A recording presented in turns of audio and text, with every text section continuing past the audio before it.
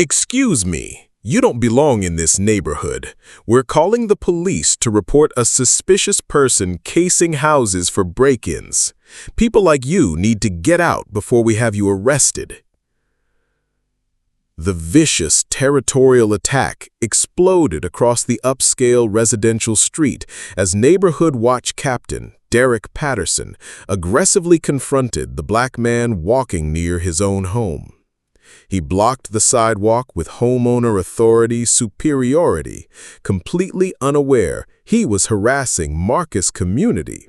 The mayor, whose $47.8 billion municipal authority approved every neighborhood watch permit, controlled all city services, and could revoke their entire residential organization with a single city ordinance.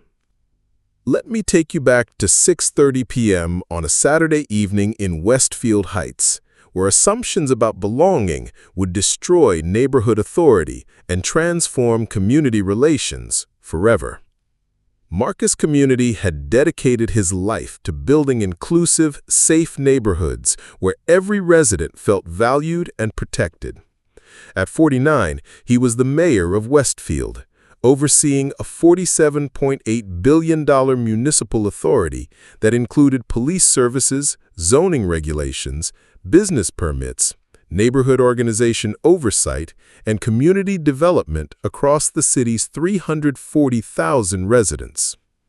But more than the budget numbers and municipal power, Marcus prided himself on creating communities where safety meant protecting everyone, not excluding people based on appearance or assumptions. He had risen from a community organizer to mayor by consistently demonstrating that real neighborhood security came from inclusion and mutual respect, not suspicion and territorial control. Today's evening walk wasn't part of his official duties. Marcus had moved to Westfield Heights 6 months ago, purchasing a home in the upscale subdivision to be closer to the community he served. The $1.2 million house on Maple Grove Lane represented his investment in the neighborhood's future and his commitment to living among the constituents he represented. He'd changed from his mayoral attire into casual weekend clothes, jeans, a polo shirt, and sneakers for his evening walk around the neighborhood. No mayoral badge, no city credentials visible. No indication of his authority over the very community organizations that operated in his city. It was the perfect test of how neighborhood watch groups treated residents who didn't fit their expectations of who belonged in upscale communities. Westfield Heights was one of the city's most prestigious subdivisions, featuring million-dollar homes, manicured landscapes, and the kind of exclusivity that attracted professionals who valued both luxury and security.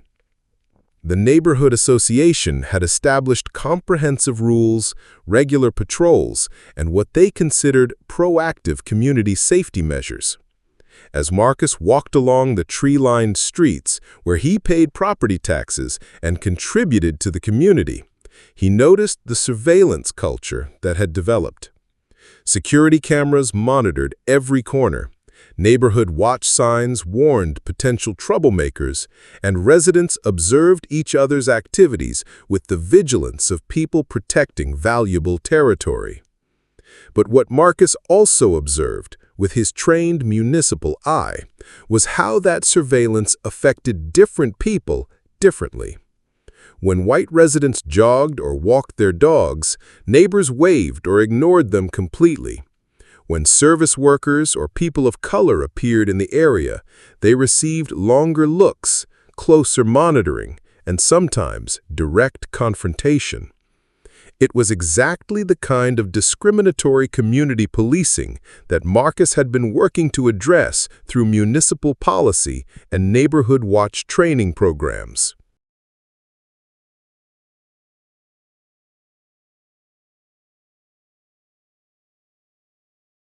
Neighborhood Watch Captain Derek Patterson had been patrolling Westfield Heights for 5 years, and he'd developed what he considered expert judgment about who belonged in the community and who posed potential threats. In his mind, protecting property values and family safety meant monitoring anyone who didn't fit the demographic profile of typical residents. When he spotted Marcus walking casually through the neighborhood, several factors immediately triggered his suspicion. He was black, he was walking alone in the evening, he appeared to be examining houses and properties, and Patterson didn't recognize him as a known resident. Patterson activated his emergency radio. "Base, this is Captain Patterson. I have a suspicious individual in Sector 7, possibly casing residences for criminal activity." The radio response crackled back. "Copy that, Captain. Approaching for investigation?" "Affirmative. Beginning citizen contact now." Patterson drove his neighborhood watch vehicle directly toward Marcus, activated his emergency lights, and prepared to exercise the authority he believed he possessed to protect his community from outsiders. "Excuse me," Patterson shouted as he jumped from his vehicle and blocked Marcus's path on the public sidewalk. "You don't belong in this neighborhood. We're calling the police to report a suspicious person casing houses for break-ins. People like you need to get out before we have you arrested." The verbal assault cut through the quiet evening like a siren. Residents came to their windows and front porches to observe the confrontation, some with concern, others with approval that their neighborhood watch was protecting them. Marcus stopped walking and faced Patterson with the calm authority of someone accustomed to handling community conflicts. "Good evening. I'm a resident of this neighborhood taking an evening walk." "Resident?" Patterson laughed harshly. "Sir, I know every resident in this community, and you definitely don't live here. This is a high-value residential area for homeowners who actually contribute to property values and community safety." The accusation revealed the core discrimination. Patterson assumed that Marcus couldn't possibly afford to live in an upscale neighborhood, and therefore must be a criminal threat. "I live on Maple Grove Lane," Marcus replied calmly. "I purchased my home 6 months ago." "Maple Grove Lane?" Patterson's skepticism increased. "Those are million-dollar properties. Sir, I'm going to need to see ID and proof of residence before I believe you have any legitimate reason to be in this neighborhood." Patterson's demand for documentation revealed how neighborhood watch groups had begun to operate like private police forces, with the power to interrogate and exclude people based on personal judgment. "Officer, I don't carry proof of residence when I take evening walks. I have every right to walk on public sidewalks in my own neighborhood." "Public sidewalks in a private community," Patterson corrected, with the kind of territorial authority that suggested he owned the streets. "Sir, this neighborhood has standards and security protocols. Residents follow procedures and cooperate with safety measures." Watch Lieutenant Patricia Collins arrived in a second vehicle, having heard Patterson's radio call about a suspicious person. She approached with the coordinated authority of people accustomed to exercising power over others. "What's the situation?" Patterson asked Collins, though she was clearly prepared to support his actions regardless of the circumstances. "Suspected trespasser claiming to live on Maple Grove Lane, refuses to provide adequate identification or proof of residence." Collins examined Marcus with the same bias that had driven Patterson's approach. "Sir, we take community safety very seriously in this neighborhood. If you actually live here, you should understand and appreciate our security measures." As the confrontation continued, more neighborhood watch members and residents gathered around Marcus, creating the kind of intimidating mob scene that had historically been used to exclude people from communities. Watch coordinator James Morrison joined the circle. "We've had break-ins in this area recently, and we can't be too careful about strangers walking around examining properties." Safety Director Rebecca Torres added, "This is a family neighborhood where children play safely because we maintain security standards. People who don't respect those standards put everyone at risk." The group dynamics revealed how individual bias became collective discrimination, with each participant reinforcing the other's assumptions and escalating the confrontation. "Look," said Patterson with growing authority, "but we're trying to be reasonable here. But you need to understand that this community has invested too much in safety and property values to ignore suspicious activity." The threat was clear: comply with their demands or face escalation to actual law enforcement. Marcus found himself surrounded by people who lived in the same community he served as mayor, who benefited from the municipal services he oversaw, and who were exercising authority he had legally granted them through neighborhood watch permits. As the Neighborhood Watch Group prepared to call police to have Marcus removed from his own neighborhood, he reached for his phone. "You can call whoever you want," Patterson said dismissively. "Your friends, your lawyer, whoever you think is going to help you avoid arrest for trespassing in a private community." Marcus dialed a number he knew by heart. "Sarah, this is Mayor Community. I need you to contact the police chief, the city attorney, and neighborhood services immediately. I'm being illegally detained by a neighborhood watch group that's attempting to exclude a resident from his own community." The effect on Patterson and his group was immediate and devastating. Their confident authority faltered as they heard the words Mayor Community and City Attorney. Sarah Martinez, Marcus's chief of staff, responded immediately. "Mr. Mayor, are you safe? I'm contacting the police chief and city legal department right now." Marcus held the phone so his voice would carry clearly through the gathering crowd. "I'm being harassed by Neighborhood Watch Captain Derek Patterson and his team who refuse to acknowledge my right to walk in my own neighborhood and are threatening to have me arrested for trespassing." Patterson and his Neighborhood Watch team stood frozen as the reality of their situation became clear. The man they had confronted as a suspicious person was the mayor of Westfield, the person who had approved their neighborhood watch permits and controlled every municipal service they depended on. "Sir, we had known you were the mayor. You would have treated me differently," Marcus interrupted with the authority of someone who employed the police officers Patterson had threatened to call. "But the point is that you shouldn't need to know someone's title to treat them with respect in their own neighborhood." Marcus's phone buzzed with an incoming call. He answered on speaker. "Mayor Community, this is Police Chief Patricia Rodriguez. I'm dispatching officers to your location immediately. Are you being threatened?" "I'm being illegally detained by the Westfield Heights Neighborhood Watch, who are attempting to exclude me from walking in my own neighborhood based on racial profiling."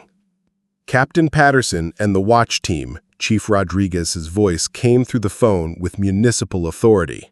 "You are ordered to cease this harassment immediately and report to police headquarters for questioning about civil rights violations." The transformation was instantaneous. Patterson and his team, who had been exercising neighborhood authority over the mayor, now faced municipal investigation for discrimination and abuse of their volunteer positions. Within 15 minutes, Westfield Heights was transformed by the arrival of police supervisors, the city attorney, and municipal officials responding to reports that Neighborhood Watch volunteers were harassing the mayor.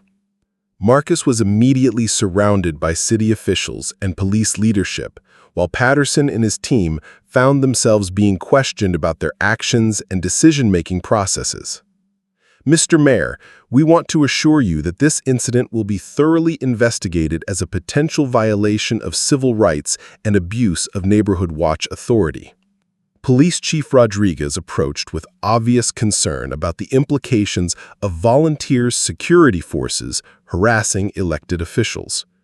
"Mayor Community, we sincerely apologize for this incident and want to investigate the training and oversight issues that made it possible." Neighborhood Services Director Lisa Williams arrived looking deeply concerned about the municipal liability of neighborhood watch groups operating beyond their authority. "Mayor Community, we need to review the permits and training requirements for all volunteer security organizations." But Marcus wasn't interested in apologies. He was focused on the systematic problems that Patterson behavior represented. This wasn't about my position as mayor, Marcus said with Municipal authority. This was about racial profiling and community exclusion. Captain Patterson and his team felt comfortable harassing me because they assumed I was powerless to fight back. As municipal investigators documented Patterson's practices and examined his incident reports, the full scope of his discriminatory behavior became clear. He had systematically targeted people of color for suspicious activity while ignoring similar behavior from white residents. "Mr. Mayor," said civil rights investigator Sarah Kim, "we're finding a disturbing pattern of discriminatory enforcement in Captain Patterson's incident reports." Within hours, municipal investigators had accessed Patterson's neighborhood watch records and discovered systematic bias. Over 5 years, he had reported suspicious activity by people of color at rates 450% higher than white residents, despite similar circumstances and behavior. "This appears to be systematic community discrimination," investigator Kim reported. "Captain Patterson has been using Neighborhood Watch authority to exclude minorities from the community." Marcus wasn't surprised. Patterson's confident behavior suggested someone who had been engaging in discriminatory practices for years without municipal oversight or accountability. "I want every person he harassed contacted and offered support for filing complaints. And I want a comprehensive review of all neighborhood watch permits and training requirements." As news of the incident spread through Westfield Heights, residents began to understand the implications of their neighborhood watch group harassing the mayor. But more importantly, other residents who had witnessed or experienced similar discrimination began coming forward. "Captain Patterson stopped me 3 times last year for suspicious behavior while I was jogging in my own neighborhood," said Maria Rodriguez, a Latina resident. "He demanded proof that I lived here and threatened to call police."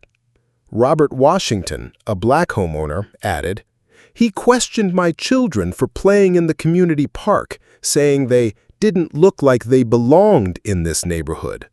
Jennifer Chen, an Asian American resident, described how Patterson had demanded to see her house keys and questioned her about her business in the neighborhood while she was getting her mail. The pattern was clear. Patterson had used his neighborhood watch authority to systematically harass residents of color while treating white residents as automatically belonging in the community. As the investigation continued, Marcus used his mayoral authority to implement immediate reforms in neighborhood watch oversight and community relations. Patterson's case became a catalyst for addressing discriminatory practices in volunteer security organizations citywide. This incident has revealed systematic problems in how we oversee community safety organizations, Marcus announced at an emergency city council meeting. "We're implementing immediate reforms to ensure that neighborhood watch groups serve all residents equally." He announced comprehensive changes: mandatory bias training for all neighborhood watch volunteers, municipal oversight of incident reports, community relations requirements, and civil rights monitoring of all volunteer security activities. Neighborhood safety means protecting everyone in the community. When volunteer groups abuse their authority to exclude residents based on race or appearance, they make communities less safe for everyone. The reforms were implemented within 30 days, transforming how neighborhood watch groups operated and ensuring that community safety meant inclusion rather than exclusion. Patterson faced both municipal penalties and civil lawsuits from residents he had harassed. The investigation had uncovered systematic discrimination spanning his entire 5-year tenure as neighborhood watch captain. The investigation finds that Captain Patterson engaged in systematic discrimination and abuse of volunteer authority, wrote municipal investigator William Thompson in his report. His actions represent fundamental violations of civil rights and community safety principles. Patterson was permanently banned from neighborhood watch activities and faced civil rights lawsuits from multiple residents.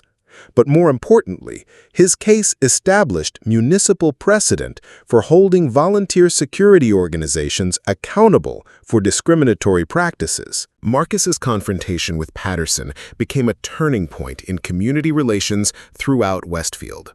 Neighborhood watch groups learned that their authority came with accountability, and residents learned that municipal leadership would protect everyone's right to belong in their own neighborhoods.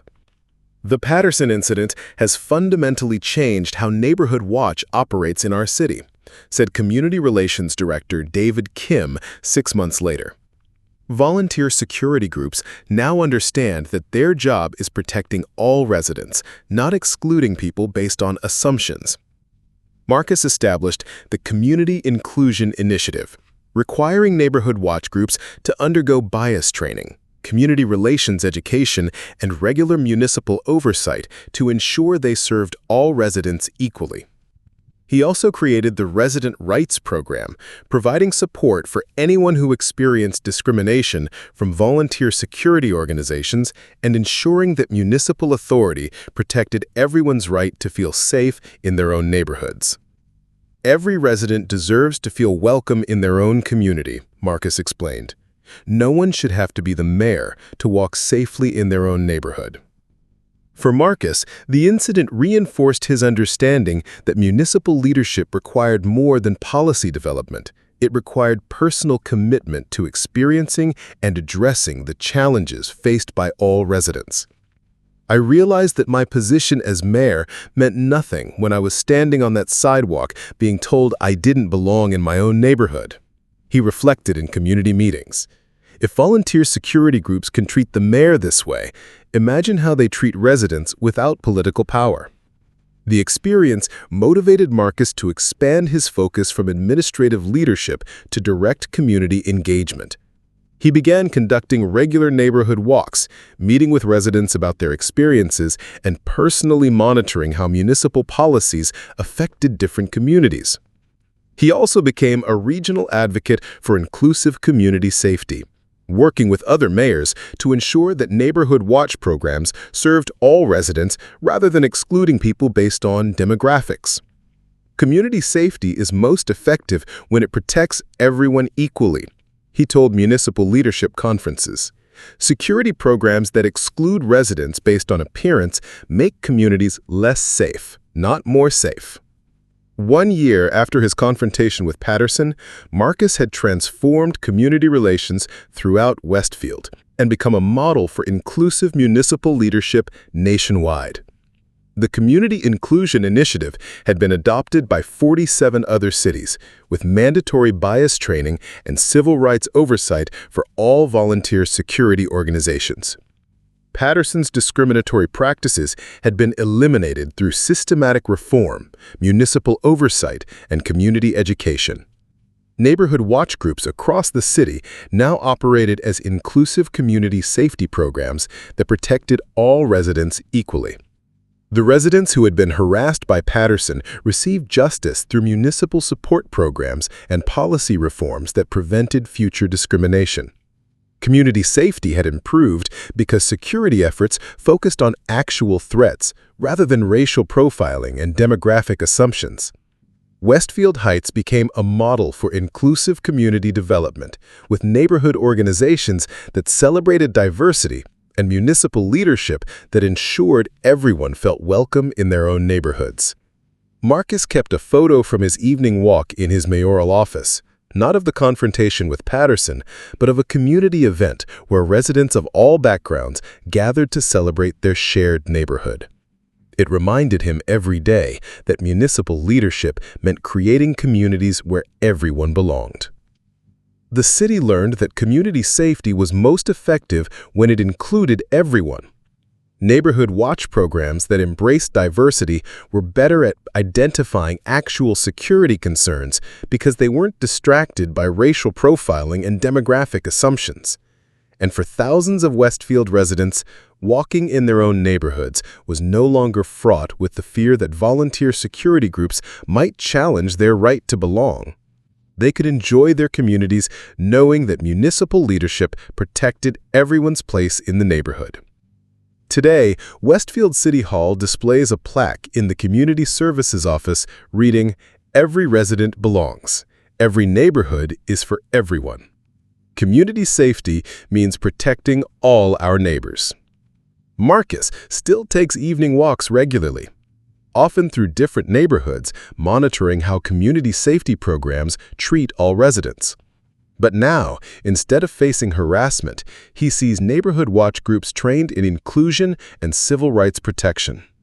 Patterson's case became required study in municipal management programs nationwide, teaching future city leaders about the importance of oversight and accountability for volunteer community organizations.